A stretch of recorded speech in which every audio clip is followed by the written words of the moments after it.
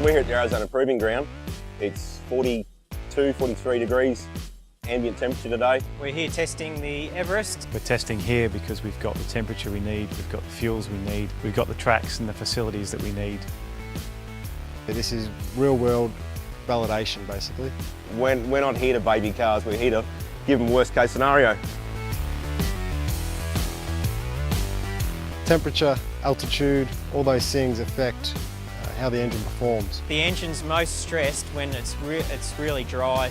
We'd probably almost reach the point of overheating a couple hundred times a day.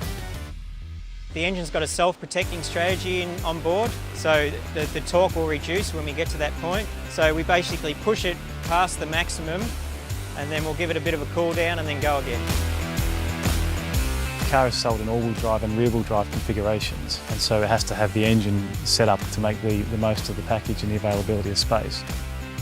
So in order to give the requirements that the customer needed, the engine and the intake system and the exhaust system is all unique to this vehicle, which then all feeds into what we do in the engine and how we calibrate it.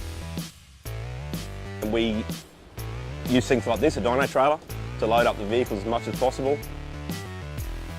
In this particular test, we're testing the engine at maximum stress. Well, this is basically like towing a maximum load. So you're towing something so heavy or up a hill that the car's actually slowing down. You have to pull it down a gear to get it up a hill. Fuels vary wildly, and all these fuels have a different ratio which they burn with air, so a different stoichiometric ratio. And so we need to make sure the engine can cope and operate to its optimum under any conditions. This means we've got to put the car through a lot of different fuels, we've got to do a lot of different testing.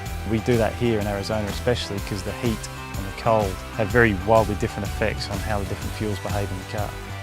It's the balance of power, economy, smoothness, quietness. They're all the things that we're looking at in terms of what engine and how we calibrate that engine to best suit the customer.